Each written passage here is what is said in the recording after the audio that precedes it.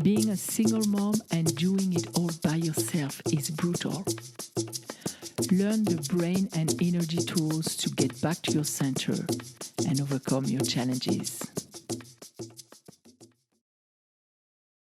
Welcome to Single and Doing It All, the podcast to help single moms. This is your host, Muriel Felous.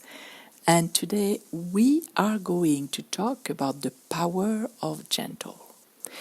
And I will even tell you my personal story, what happened in my life that actually inspired that subject today. Before I do that, I just want to remind you that we have an upcoming free online workshop on stress, and we are going to link gentle and stress toward the end of this episode. It's going to take place this Saturday, February 1st, 2020. But you can watch it on replay if you catch this episode later, because it's going to be one where I'm going to share a lot of tools, so you don't want to miss it.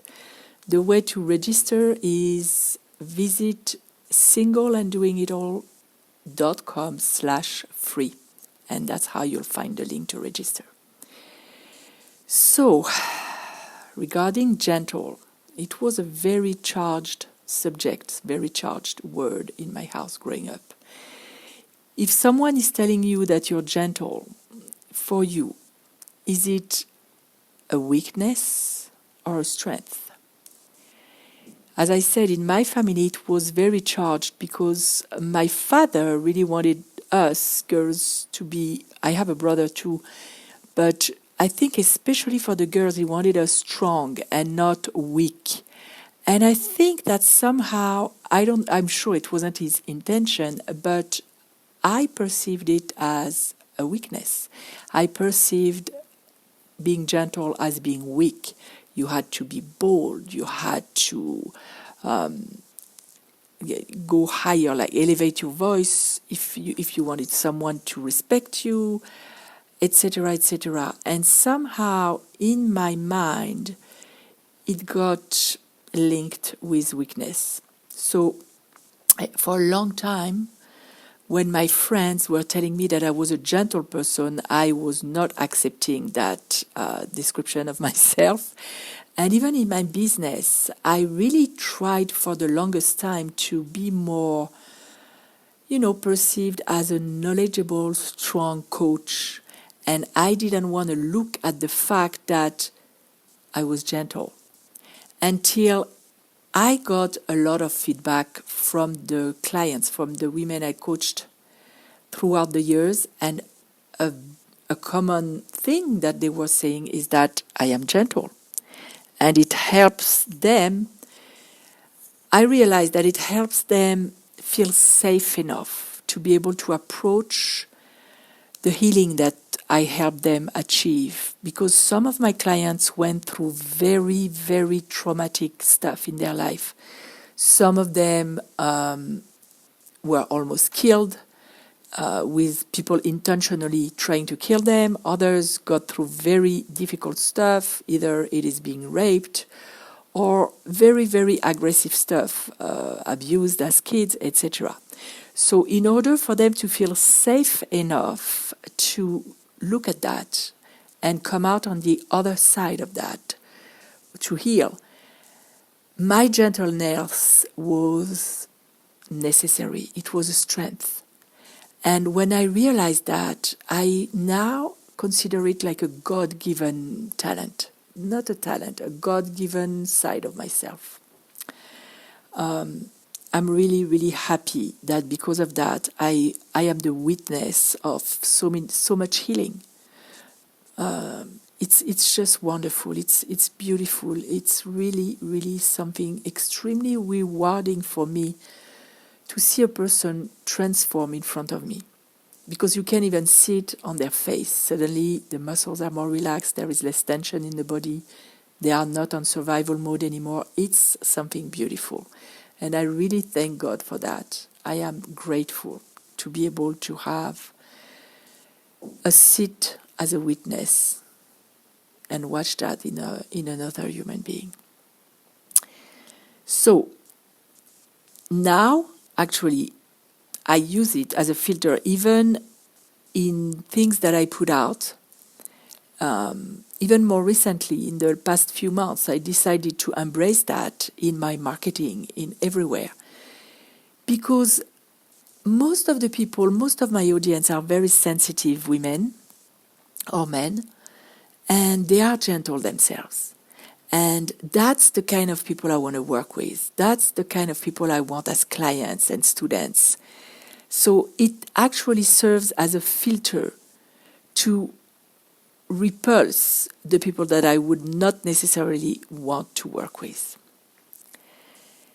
That's my story about being gentle in the past. Now, how can you use it as a power? Let me tell you the story of what happened last week that really inspired me to do this episode. I sat with someone that I thought was a friend, and maybe that's her version of friendship, but we talked, and it was activated. We talked about politics, we talked about stuff, and I have no problem disagreeing with somebody. We can agree to disagree. That's the beauty of this world. We don't all think and behave the same way. But she said something to me that because of what she said to me, which was frankly anti-Semitic, and I didn't believe my ears, so I asked her to confirm. I told her, do you realize what you're saying? And she confirmed and even reinforced her statement. And I was in shock. So that was late in the evening, and I went home. I had a margarita also, so I wasn't as clear as I could be. And I didn't really react. I was so shocked. You know, sometimes you're taken by surprise, you don't react.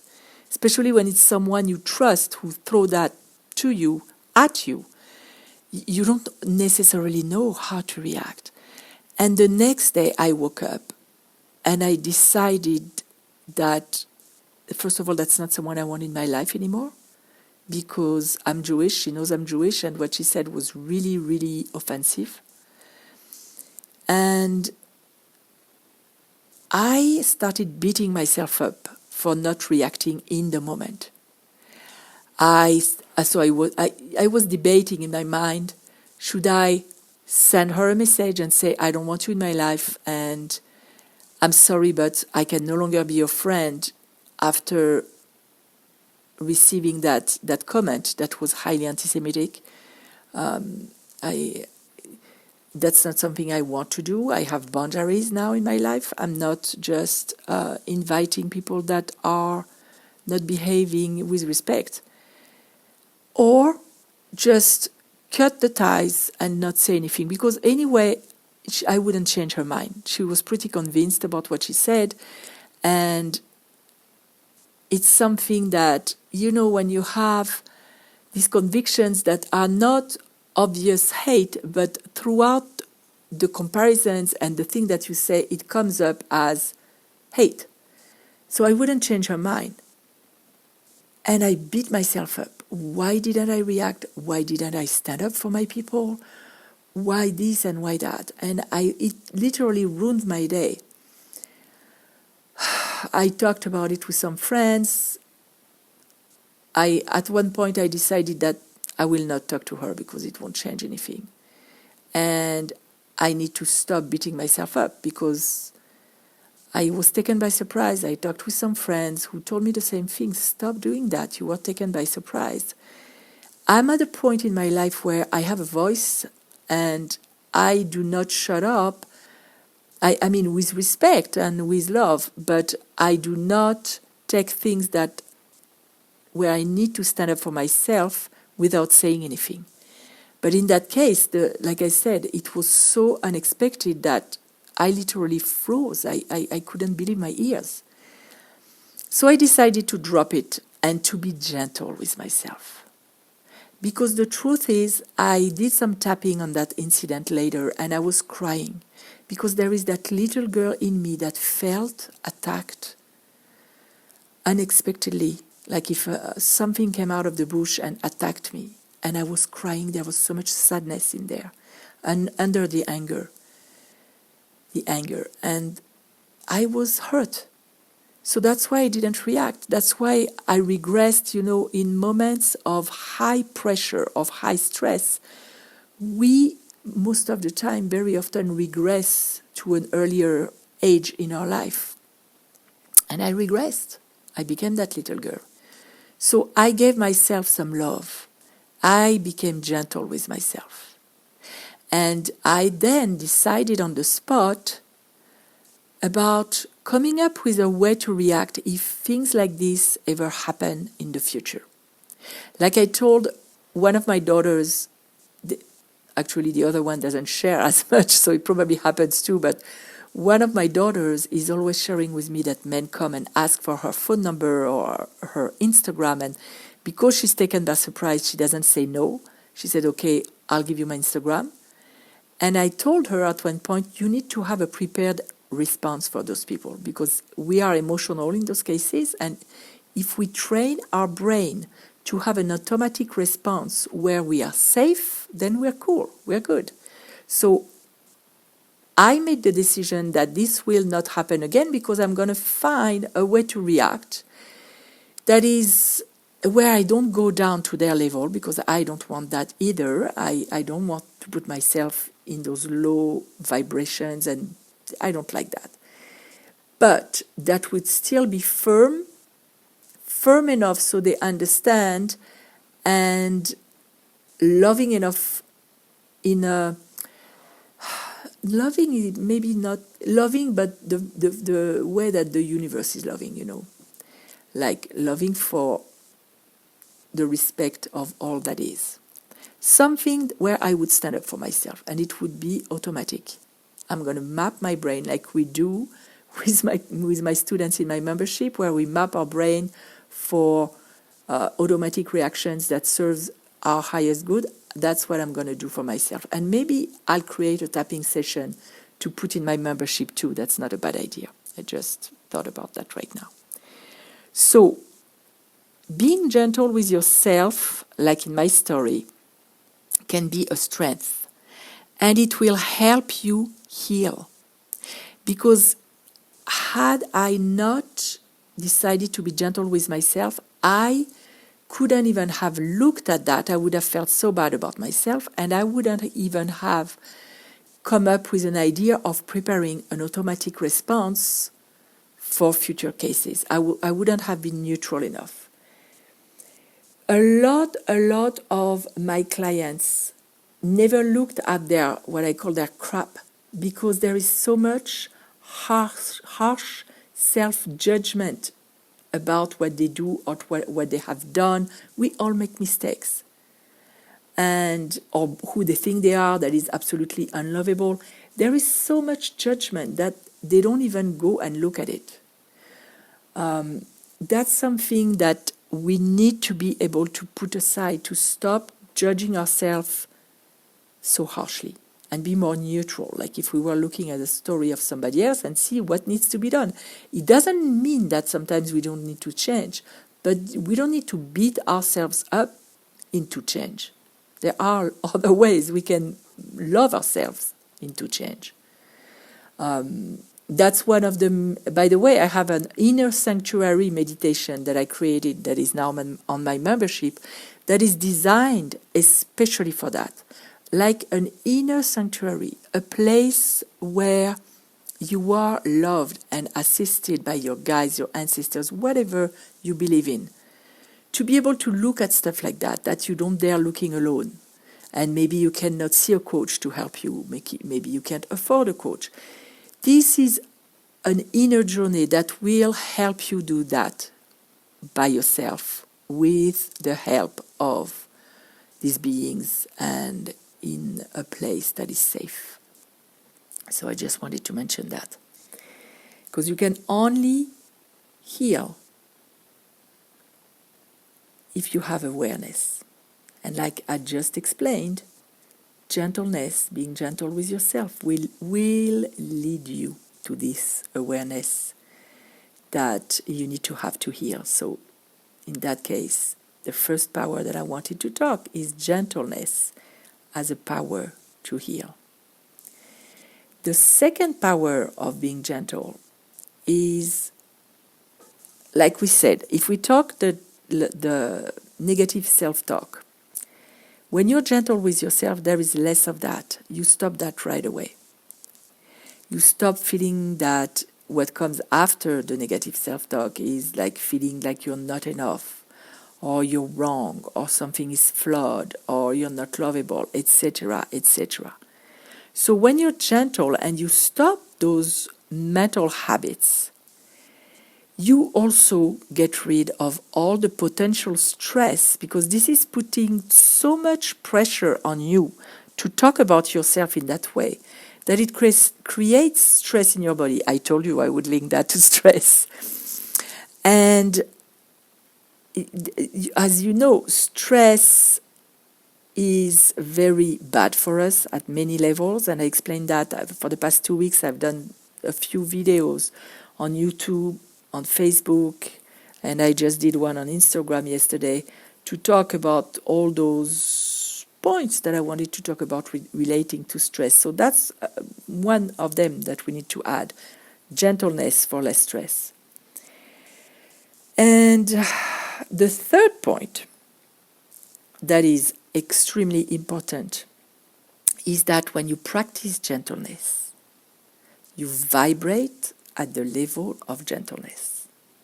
And that means that on the elevator of energy, like stopping at different floors, you stop at the level of gentleness. So people, situations, opportunities, everything is going to be more gentle. You're going to have a life is going to be more gentle with you. And that's extremely important because everything starts with energy. So remember that. And I want to leave you with a very powerful question to ask yourself. And this is: how and where can I be more gentle in my life? So that has 3 folds. Actually 2. I put my notes here and I couldn't read it. Gentle with others. And if you have people in your life, maybe sometimes when we live at a very fast pace. Maybe you could say things in a more gentle way sometime, in a more loving way. Look at that. Especially for me with my teenagers, when I give them like instructions about their chores or stuff, maybe I can be more gentle about it. I'm going to pay attention to that now. And the other part is with you. Where can you be more gentle in your thoughts? Where can you be more gentle with the words that you use? Because words have energy, and I will actually do an episode on that. And I'm going to incorporate some kind of inner process on my membership about the energy of words to work with it. And I don't know if you know that story from Tony Robbins way back when I first started studying self-development. He told us a story about somebody who has been betrayed by a friend, and he made us feel the difference in our body if we said, this friend betrayed me. No, he didn't even use betray, because betrayal is very strong. This friend did this or that with whatever happened. Or the second sentence was, this friend stabbed me in the back. And I'm sure you can feel it as I talk. When you say somebody stabbed you in the back, it's very aggressive, and your nervous system reacts differently. So why inflict that on yourself? Try to see where you could be more gentle with your words. And even, I know in France we have an expression that says, and the word is not even idiot, but I don't think there is a translation for that word. It's a bad word. And we say, I'm going to tell you in French, je suis con. And je suis con means, I'm an idiot. And you know how many times we can say stuff like that to ourselves? When, let's say, we make a small mistake, or we forgot to turn, or whatever, we forgot to buy something at the store. all those words have an impact on our energy. So maybe we could stop using those words. And the last thing that we can be more gentle with is our movement. When we are in a rush, when we are hurrying up in our life, we move very quickly and very in a way that doesn't flow. Maybe pay attention about the way you move. And try, if you know that there are times during the day where you're going to hurry, try to be more conscious about the way you move and move more flowy, more gently, because that will send a message to your brain too. So that's what I wanted to leave you with, and I hope I see a lot of you in the workshop on Saturday, or later you'll still be able to leave comments. If you're in my group, Single and Doing It All on Facebook, you can always put questions and comments there. And until I see you again, which is next week, I hope you go and find ways to be more gentle with yourself, with you this week. Bye for now.